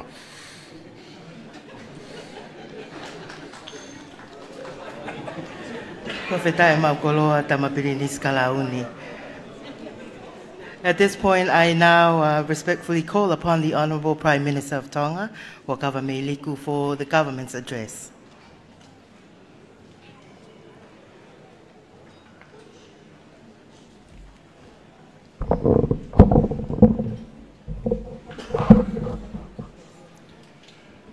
Tamu do mafafi tapu mo fa fala ngi ka toangan tama princess Klauni tu po to kalal tapen mo tahine princess Klauni sinai taka tua atau ne fa tapu ki princess Pure salot maflia pilo lev tweet tapuen ga tweet fo ka manuk mo howe ki fonwa tapuen ke Palestine sa sotonga tok ta tu blok ka tong patu mua ke ko ke hufanga nga I fatap ka kato o sia faki e tau ka tongan kai fai be ha ki le apeo fa fonga ya tu ai pureanga tonga ai ko me a lo chevele ko me usai te to ha o le afika tolu ko slava ka to ga me ne te ai ke te le aki e hongore a koe nei toko si pa wai e fia mage ka te tupe mua ke te tō mai pia ki mea pe taha pe ua ko ngā pe koe whatongia pia moe maalari mahau inga koe aho kampi ne se fia pure ngā ke kau whataha no fia e ngā maka maire mahau inga koe panke pure ai ko no tau tolu nima pa me fotu I talon fotu he tahiwa walu hiwa kau maa foke na usia hatupu o ova he paanga e tau nima miliona ko ngā pe koe tau kau kes koe ni whapapalangi tupe mua ke atpea ki tāna ke tupe ki ai ki he fia make he koe ia ai puri ana tonga Your Royal Highness, His Majesty's government profoundly joins in celebrating the National Reserve Bank of Tonga's significant milestone this evening, and in particular to reach the 35th anniversary and achieve profitability exceeding 35 million paanga for the first time since its establishment in 1989. As envisioned during the reign of His late Majesty, King Taufa'ahau Tupou IV, the National Reserve Bank's pivotal role in economic development has been fundamental to the Kingdom of Tonga. Koe whatongia mauinga o pange pure ko hono teke langa whakalaga wha ekonomika a Tonga. O hange ko ia nai visone kia ia laa ko unga whanua King Taufa'ahau Tupou wha pia mahino o mauinga ki he purei o tau pureangan. I hono tauhi motokanga I ko ia whakawhetong paanga o de whakatolonga e mauinga e paanga Tonga. Whakalahia e tau iwi ki tau matua ki a ngai whainga taia whakapaanga whakamāmani lahi. Pe mo whatupulaki e tau tawhaaki whakapaanga. O mauinga ai ngahi tokoni ai panke ki he mālohi whaekonomika. A mo tuu malu au tau ki whonuani. Tau me tahi wawaru i wāna e whakotua e panke pure. Ha whaunga whakapaanga ke tawhaaki hūkoloa ki tua i he panke whakalaka tonga. Ke puke e ngai whainga maari e hange koe no tuku atu. Ai fo hina ke tua pureanga. Nai mea ke ai sea. Pa he tahi wahi watolu nai kamata e no whakahoko e ngahi ngau e whakapaanga whakalot whonua. O atai e tupulaki hono whatongia. Ki hono toka ngai ai paanga ngau e ai whonua. Na e hoko hano whakawa oi whare koe ni oi panke pure he tahi wahi wa wha. Hange pe koe nai mea kia i a ngorea ki mua. Ko ha whakailonga tu uloa ia oi mahu inga oi panke ni ki o tau ki whonuani.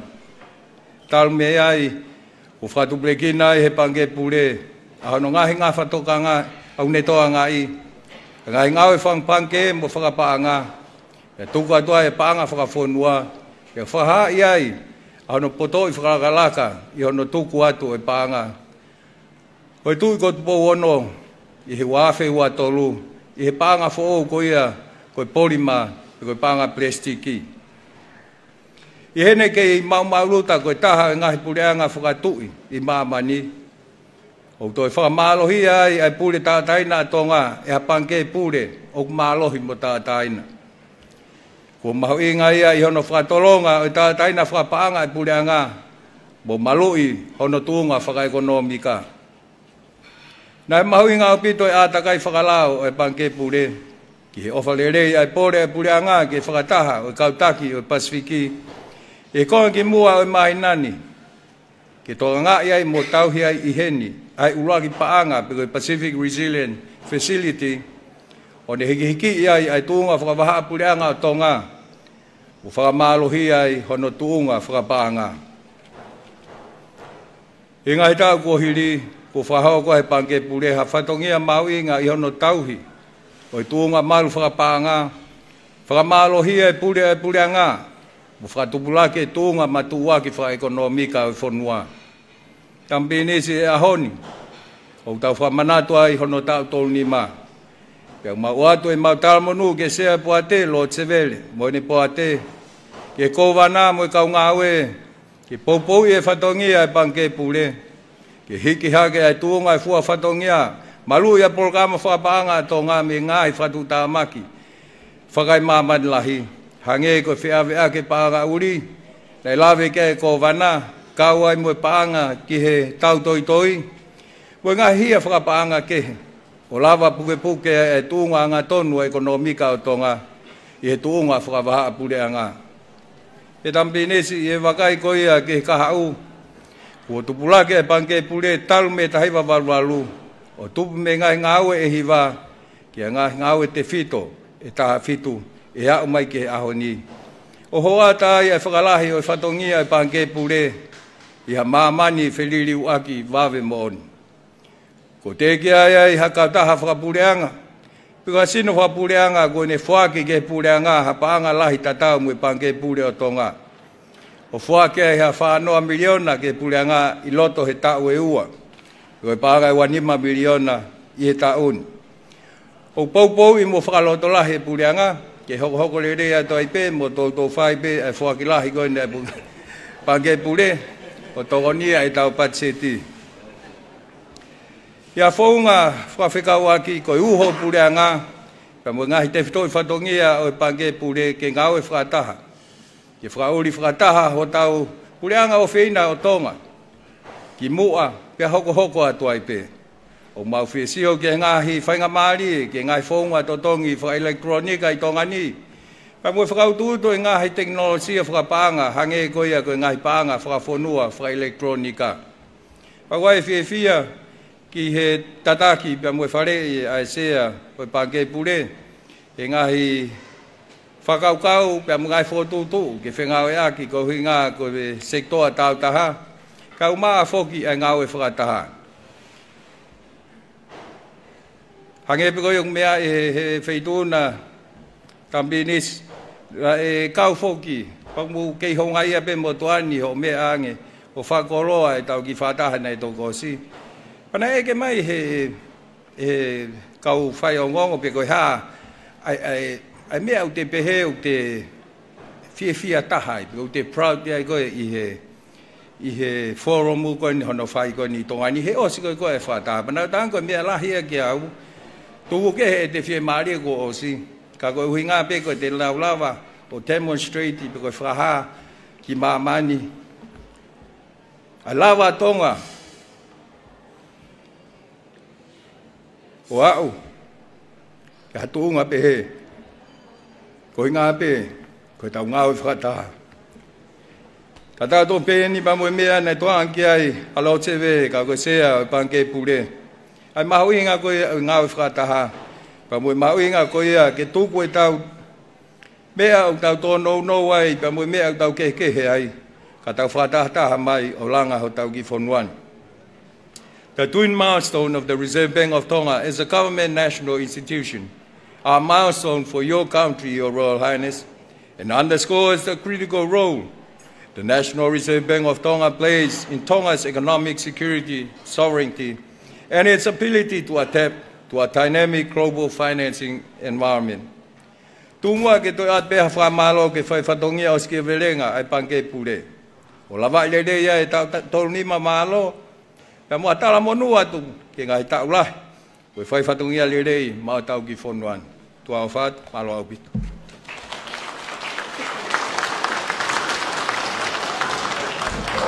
Honourable Huakava Meiliku, the Prime Minister of Tonga, with the government address this evening. For the vote of thanks, I'd like to now call upon Mr. Daniel Taumoepeau. He's the Assistant Governor Policy for the National Reserve Bank of Tonga, and following that will be the blessing of our dinner tonight.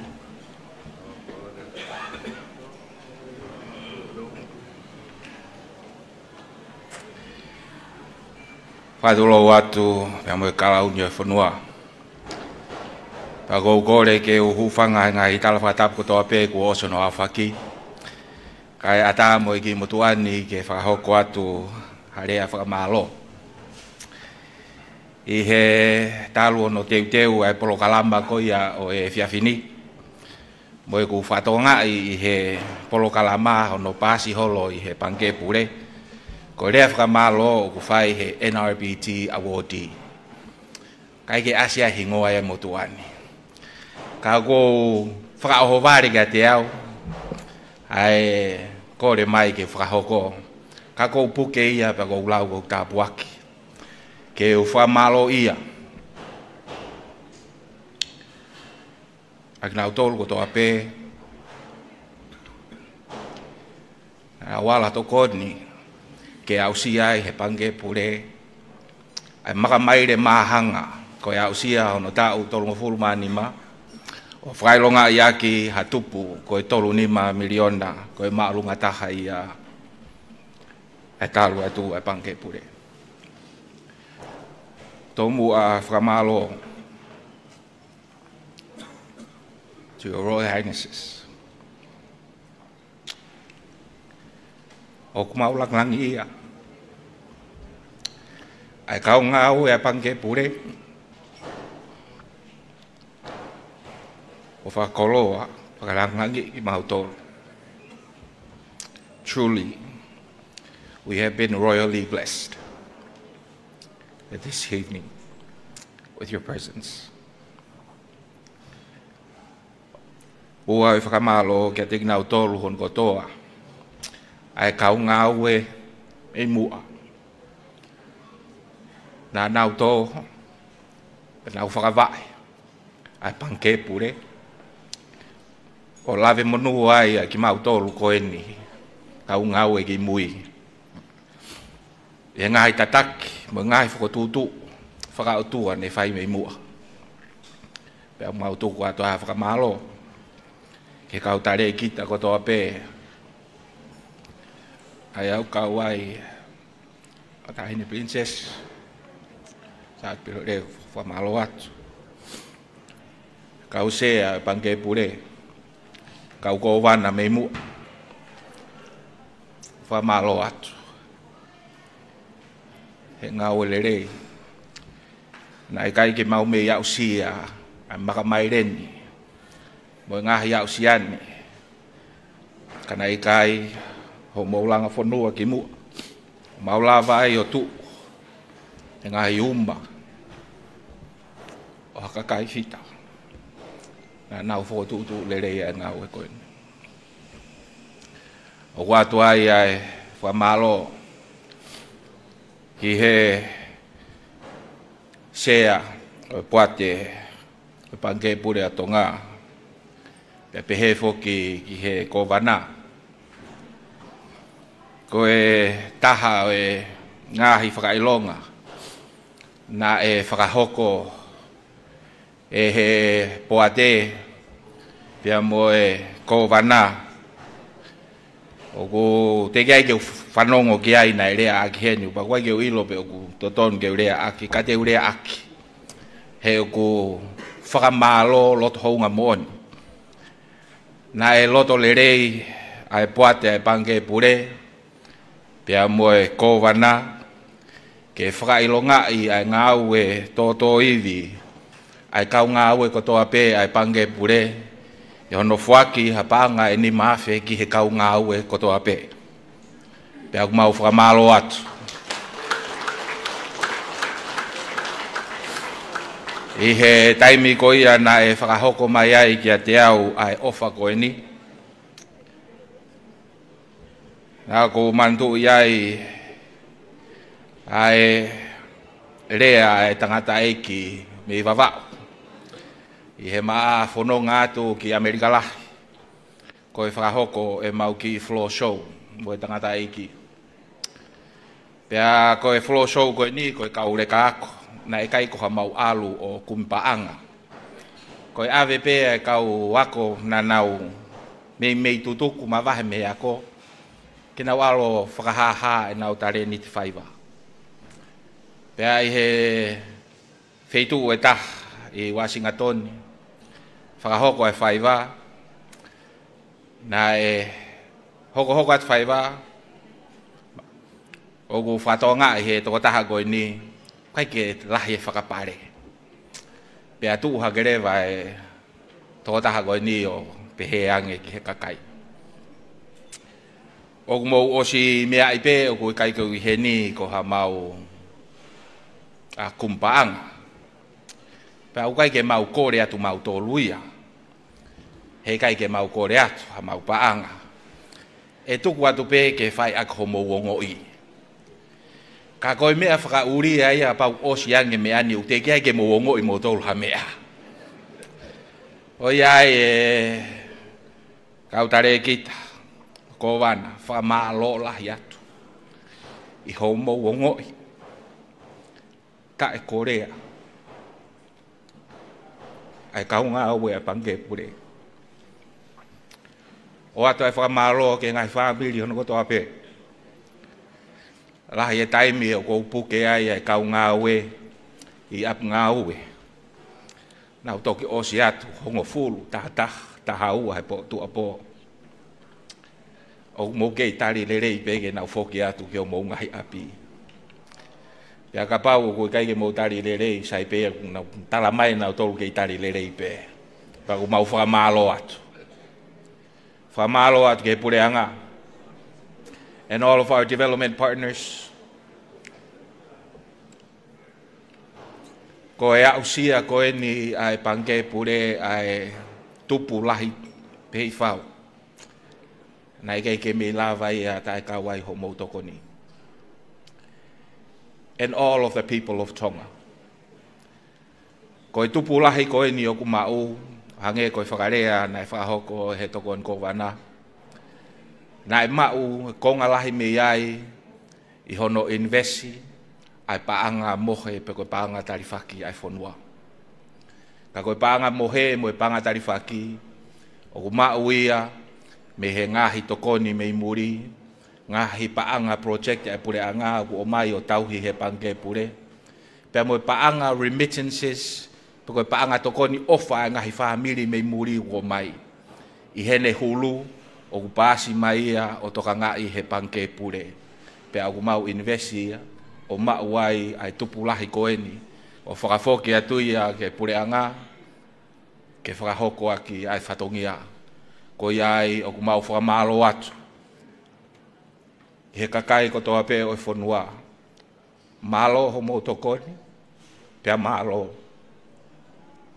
ko maka maire ko ni he kai ke ulau ko e maka maire aku pe ko mau tolo pe ko maka maire ya tu po mo hono kakai hono falo fua malo apito tu au fai kia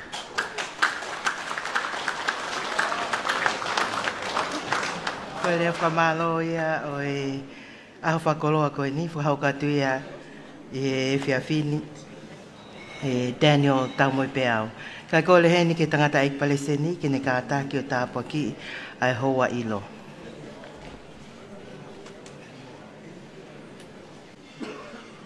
Taulot. O toa maf. Ko mau tamai tainga tae a Fiona. O koe ho mahuhu i koe eiki koe oi merino. Whai ai kore mo tau tapau e hoa. Ke lawe mai ho tōku wala mai te o tāpu i kīnange mua mea tokoni o amana ke mautō inasi. Ka ilo ai ai whakawhi whakalangi. Ai tāma pinisi kalauni. Tō poutoa ulu ka lala. Kai maa tahina princess kalauni. Sinai tā kala. Pea pehe ki he princessi pure sa lote. Mawhire o pilo revu tuita kai maa lote tuita. Ta e ke hou e ki ta ke ne tuku mo ki nau tolu hono ko toa pe e ki e ka hou e ki ka mai pare mia pe moe ka frafe ko toa pe toa ai ha mau inas fa kolo agi mo ha mau sino materie ha e vi ha malo hi fa o tua ke fa ka to ko mau nga hi fatonga mana tua nge mo si ka wongo sia ai pot kai mai ko vana pe pehe ki he si ka ngau e kotoa ai pange pure whakafonua o tonga toko mua ke riu tāpua ke ai a Fiona he ongo sia mo whaki o whakuwhai pia ua mua nā ngata he ka ia ua to mua e kore pia mo hu ke he a Fiona o tua ofa o ua ngata pe ho mau sino materi kai toko mai mua ha o whanonga sino topu tapu e a Fiona kai maha tā maungo ngata ila tai mere ke hoko koe o whanonga o e vai hala ke ho mau lau maari e mo mau mo'u i kotoa lawa ke ngai whatongia a honi mo i kaha una o ua mua na ahiri kai whai pe o tai ngata tuonga pe i a kalaisi ko ho alo ka ko mau whakamu ui amen.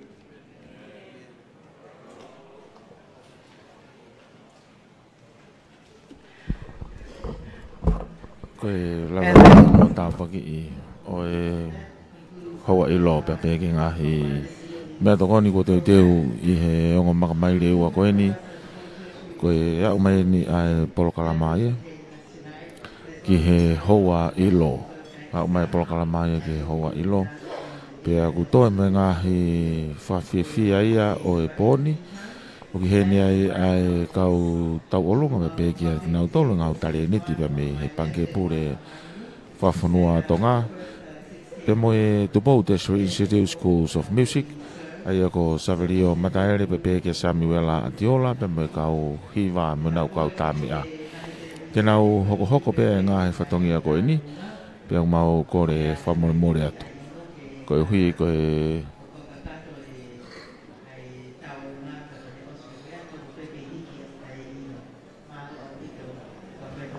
ko hi ko ngahi whatongia o e pōni.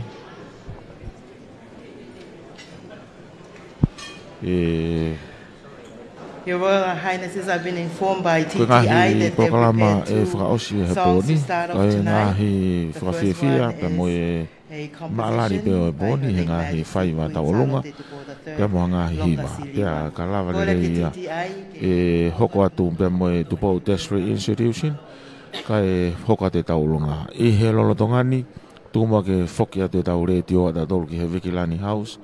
E ki i hoko be tau live stream i tau pe si Facebook.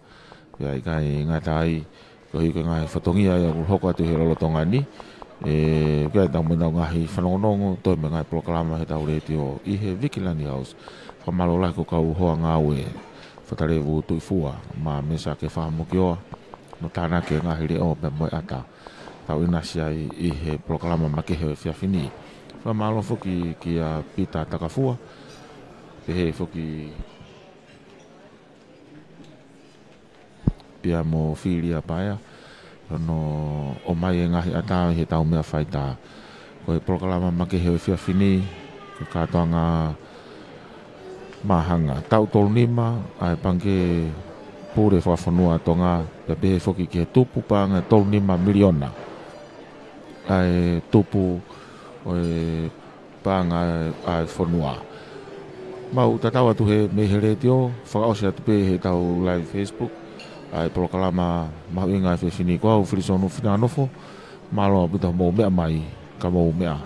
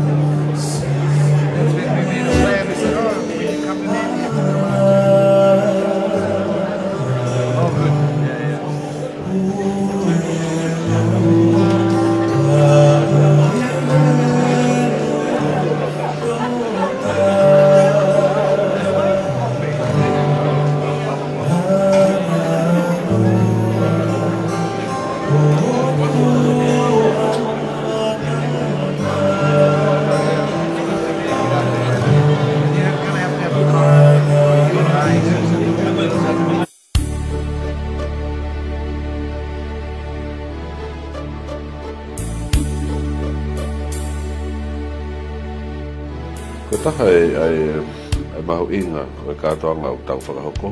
Ko tau lau monu ia ko hi ko e whakamohi nei u, ka mataki lelei.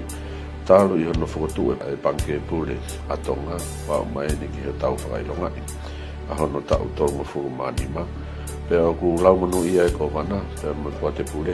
Pea hi ko e ngahi sio loloa, ka pate tau sio kimui, na e si i hataimi, tau pehe ne fu holofa lahi, pe fu whaingataa. Ai ngahi tunga whakapaanga, tuku kehe a ngahi taimi na e pore i ki tau tō, ko i koe ngahi whaingata a whakamāmani lahi, pe koe ngahi whakatamaki whaka e natura, o ne ue sia lahi e tau whanua. Pea kui ai e whawheta i pea mo e whiohake e whakamālo, koe uhi, koe kamataanga o panke, koe ni, koe fuafua sea, ki he puate pure, a panke pure atonga, ko e pare mia malolo ko late Baron Vaya o Homa ko hau toka tau whanua i taimi na e kei fua whatongia ko pare mia o tom na ne hoko te whatongia pe au tau whawheta ko tahine Princess Pure na ne hoko atu ai whatongia ko sea ki he panke pure pe a hoko atu ai ko wana ko Siosi Mafi pe a moe ta late Steve Edwards ko sea ki mu ai o e panke pe he aho ni tau lau manu ia ke i lau mari a lot severe o vai lahi ke whataki e whatongia koe ni pe pehe pe foki mo no kau ko wana ki mua na nau kau i hono whataki e whatongia i ngahi tau lahi o taua umai ke aho ni koe fuafua ko wana koe matapure me tua pure anga ko LNG ko ne mamao atu tau whawheta i koe uhi ko Sosiua o toi kamani, koe former Minister for Finance, pia koe kaubana he ngahi taula. Pia hoko mai ai a Siosi Mafi. Pia tau fie he ahoni, tau kau whakata.